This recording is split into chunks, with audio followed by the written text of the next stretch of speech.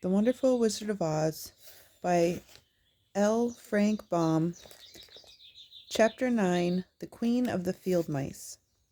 "We cannot be far from the road of yellow brick now," remarked the Scarecrow, as he stood beside the girl, "for we have come nearly as far as the river carried us."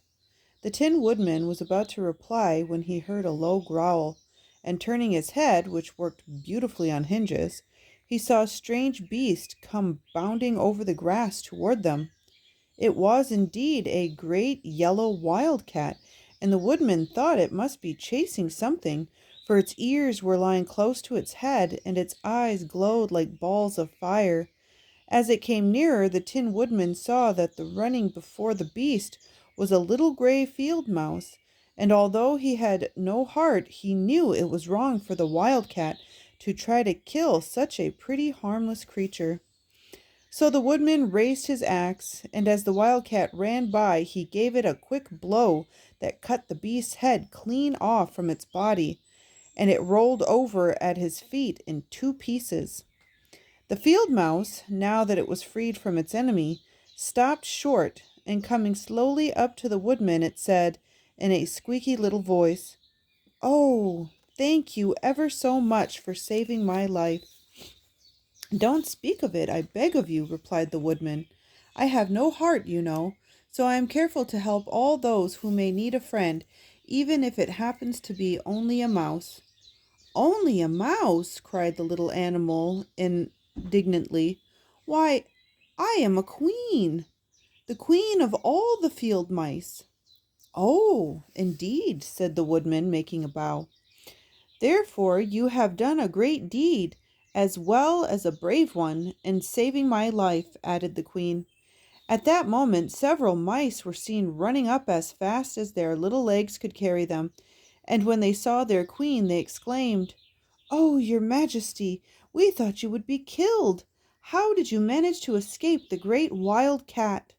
And they all bowed so low to the little queen that they almost stood upon their heads. "This funny Tin Man," she answered, "killed the wild cat and saved my life. So hereafter you must all serve him and obey his slightest wish." "We will!" cried all the mice in a shrill chorus, and then they scampered in all directions, for Toto had awakened from his sleep, and seeing all these mice around him, gave one bark of delight and jumped right into the middle of the group. Toto had always loved to chase mice when he lived in Kansas, and he saw no harm in it. But the Tin Woodman caught the dog in his ears and held him tight, while he called to the mice, "Come back, come back! Toto shall not hurt you." At this the Queen of the Mice stuck her head out from a clump of grass and asked in a timid voice, "Are you sure he will not bite us?" "I won't let him," said the Woodman. "Do not be afraid." One by one the mice came creeping back, and Toto did not bark again, although he tried to get out of the woodman's arms, and would have bitten him had he not known very well he was made of tin. Finally, one of the biggest mice spoke. "Is there anything we can do," it asked, "to repay you for saving the life of our queen?" "Nothing that I know of," answered the woodman. But the Scarecrow, who'd been trying to think he could not because his head was stuffed with straw, said quickly, "Oh, yes, you can save our friend, the Cowardly Lion, who is asleep in the poppy bed." "A lion?" cried the little queen. "Why, he would eat us all up." "Oh, no," declared the Scarecrow. "This lion is a coward." "Really?" asked the mouse. "He says so himself," answered the Scarecrow, "and he would never hurt anyone who is our friend. If you will help us to save him, I promise that he shall treat you all with kindness." "Very well," said the Queen. "We will trust you. But what shall we do?" "Are there many of these mice which call you Queen and are willing to obey you?" "Oh, yes, there are thousands," she replied. "Then send for them all to come here as soon as possible, and let each one bring a long piece of string." The queen turned to the mice that attended her and told them to go at once and get all their people, and as soon as they heard her orders, they ran away in every direction as fast as possible. "Now," said the Scarecrow to the Tin Woodman, "you must go to those trees by the riverside and make a truck that will carry the lion." So the Woodman went at once to the trees and began to work, and he soon made a truck out of the limbs of trees, from which he chopped away all the leaves and branches. As he fastened it together with wooden pegs and made the four wheels out of short pieces of a big tree trunk. So fast and so well did he work that by the time the mice began to arrive, the truck was all ready for them. They came from all directions, and there were thousands of them. Big mice and little mice and middle-sized mice, and each one brought a piece of string in his mouth. It was about this time that Dorothy woke from her long sleep and opened her eyes. She was greatly astonished to find herself lying upon the grass, with thousands of mice standing around and looking at her timidly. But the Scarecrow told her about everything, and turning to the dignified little mouse, he said, "Permit me to introduce you to Her Majesty, the Queen." Dorothy nodded gravely, and the Queen made a curtsy, after which she became quite friendly with the little girl. The Scarecrow and the Woodman now began to fasten the mice to the truck using the strings they had brought. On one end of a string was tied around the neck of each mouse and the other end to the truck. Of course, the truck was 1,000 times bigger than any of the mice who were to draw it, but when all the mice had been harnessed, they were able to pull it quite easily. Even the Scarecrow and the Tin Woodman could sit on it and were drawn swiftly by their queer little horses to the place where the lion lay asleep. After a great deal of hard work, for the lion was heavy, they managed to get him up on the truck.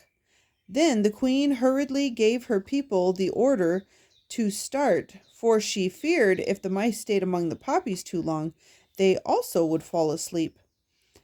At first the little creatures, many though they were, could hardly stir the heavily loaded truck, but the Woodman and the Scarecrow both pushed from behind, and they got along better. Soon they rolled the lion out of the poppy bed to the green fields, where he could breathe the sweet fresh air again, instead of the poisonous scent of the flowers. Dorothy came to meet them and thanked the little mice warmly for saving her companion from death. She had grown so fond of the big lion, she was glad he had been rescued. Then the mice were unharnessed from the truck and scampered away through the grass to their homes. The Queen of the Mice was the last to leave. "If ever you need us again," she said, "come out into the field and call, and we shall hear you and come to your assistance. Goodbye."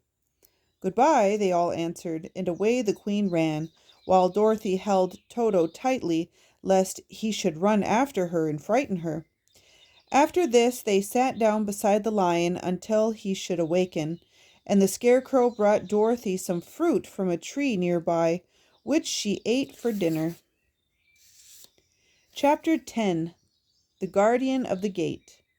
It was some time before the Cowardly Lion awakened, for it had lain among the poppies a long while, breathing in their deadly fragrance. But when he did open his eyes and roll off the truck, he was very glad to find himself still alive.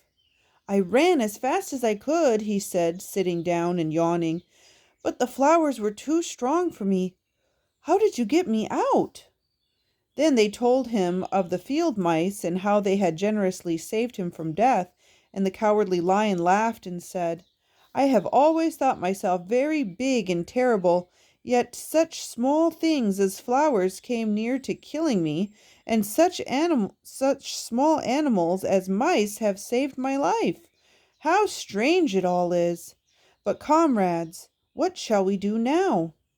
"We must journey on until we find the road of yellow brick again," said Dorothy, "and then we can keep on to the Emerald City." So the lion, being fully refreshed and feeling quite himself again, they all started upon the journey, greatly enjoying the walk through the soft, fresh grass. and it was not long before they reached the road of yellow brick and turned again toward the Emerald City where the great Oz dwelt. The road was smooth and well paved now, and the country about was beautiful, so that the travelers rejoiced in leaving the forest far behind, and with it the many dangers they had met in its gloomy shades.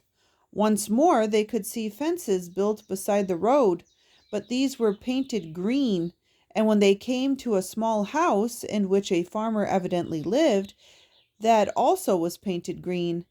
They passed by several of these houses during the afternoon, and sometimes people came to the doors and looked at them as if they would like to ask questions, but no one came near them nor spoke to them because of the great lion, of which they were very much afraid. The people were all dressed in clothing of a lovely emerald green color and wore peaked hats that like those of the Munchkins.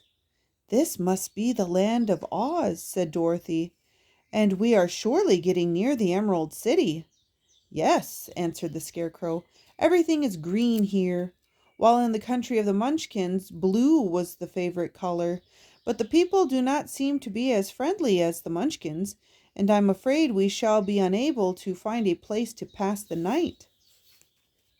"I should like something to eat besides fruit," said the girl, "and I'm sure Toto is nearly starved.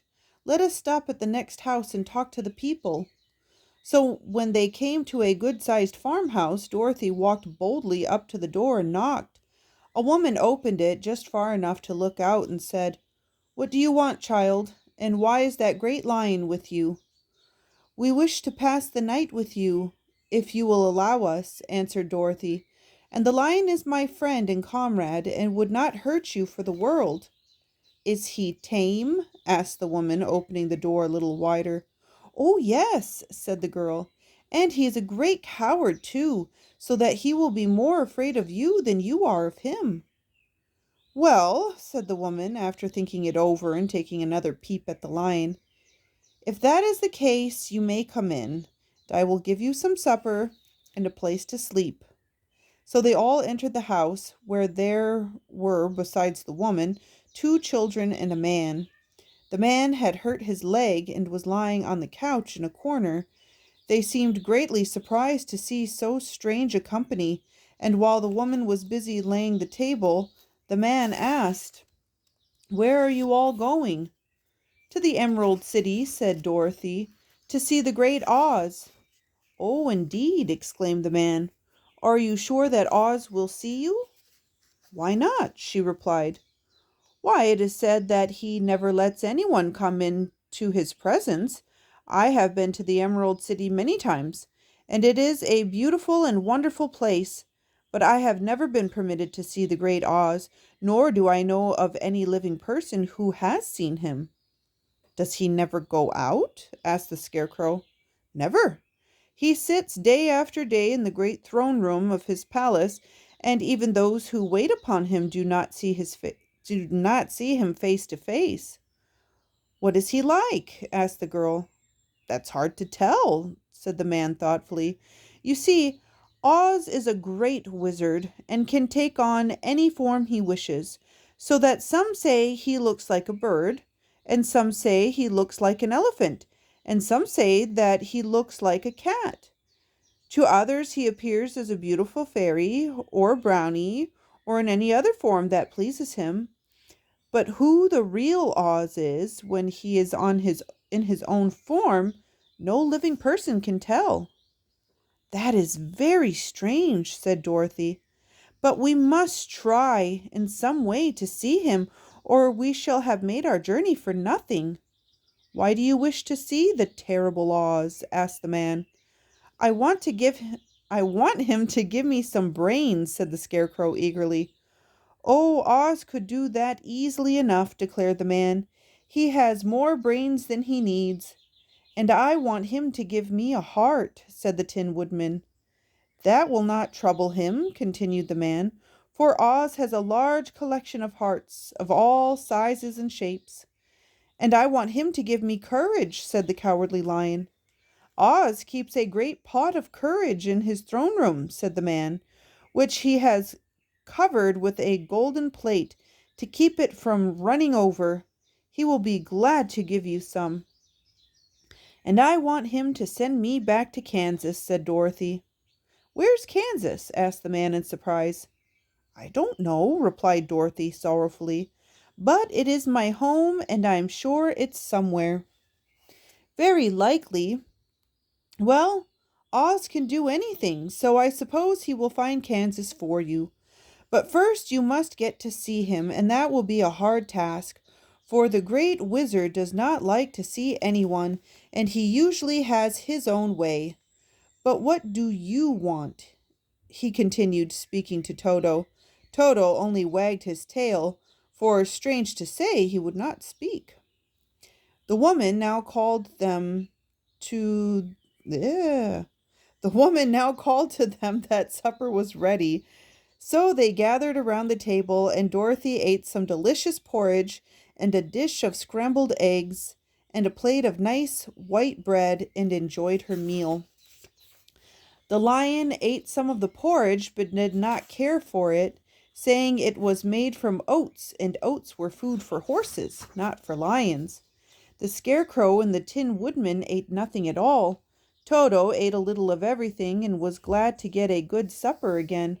The woman now gave Dorothy a bed to sleep in, and Toto lay down beside her, while the lion guarded the door of her room so she might not be disturbed. The Scarecrow and the Tin Woodman stood up in a corner and kept quiet all night, although of course they could not sleep. The next morning, as soon as the sun was up, they started on their way, and soon saw a beautiful green glow in the sky just before them. "That must be the Emerald City," said Dorothy. As they walked on, the green glow became brighter and brighter, and it seemed that at last they were nearing the end of their travels. Yet it was afternoon before they came to the great wall that surrounded the city. It was high and thick, and of a bright green color. In front of them, at the end of the road of yellow brick, was a big gate, all studded with emeralds that glittered so in the sun that even the painted eyes of the Scarecrow were dazzled by their brilliancy. There was a bell beside the gate, and Dorothy pushed the button and heard a silvery tinkle sound within. Then the big gate swung slowly open, and they all passed through and found themselves in a high arched room, the walls of which glistened with countless emeralds. Before them stood a little man about the same size as the Munchkins. He was clothed all in green, from his head to his feet, and even his skin was of a greenish tint. At his side was a large green box. When he saw Dorothy and her companions, the man asked, "What do you wish in the Emerald City?" "We came here to see the Great Oz," said Dorothy. The man was so surprised at this answer that he sat down to think it over. "It has been many years since anyone asked me to see Oz," he said, shaking his head in perplexity. "He is powerful and terrible, and if you come on an idle or foolish errand to bother the wise reflections of the Great Wizard, he might be angry and destroy you all in an instant." "But it's not a foolish errand, nor an idle one," replied the Scarecrow. "It is important, and we have been told that Oz is a good wizard." "So he is," said the Green Man, "and he rules the Emerald City wisely and well. But to those who are not honest, or who approach him from curiosity, he is most terrible, and few have ever dared ask to see his face. I am the guardian of the gate, and since you demand to see the Great Oz, I must take you to his palace. But first you must put on the spectacles." "Why?" asked Dorothy. "Because if you did not wear spectacles, the brightness and glory of the Emerald City would blind you. Even those who live in the city must wear spectacles night and day. They are all locked on, for Oz so ordered it when the city was first built, and I have the only key that will unlock them." He opened the big box, and Dorothy saw that it was filled with spectacles of every size and shape, All of them had green glasses in them. The guardian of the gates found a pair that would just fit Dorothy and put them over her eyes. There were two golden bands fastened to them that passed around the back of her head, where they were locked together by a little key that was at the end of a chain the guardian of the gates wore around his neck. When they were on, Dorothy could not take them off had she wished, but of course she did not wish to be blinded by the glare of the Emerald City, so she said nothing. Then the Green Man fitted spectacles for the Scarecrow and the Tin Woodman and the Lion, and even on little Toto, and all were locked fast with the key. Then the guardian of the gates put on his own glasses and told them he was ready to show them to the palace. Taking a big golden key from a peg on the wall, he opened another gate, and they all followed him through the portal into the streets of the Emerald City.